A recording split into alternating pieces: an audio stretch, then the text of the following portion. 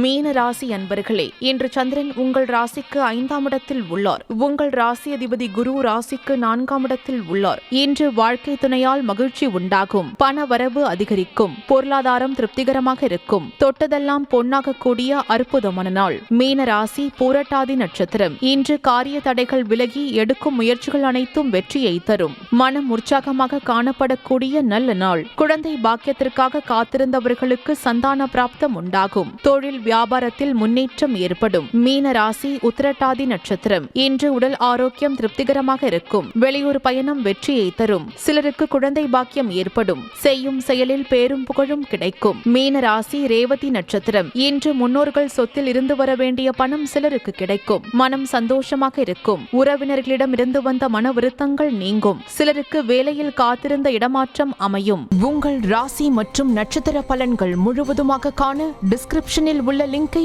Click செய்யவும்.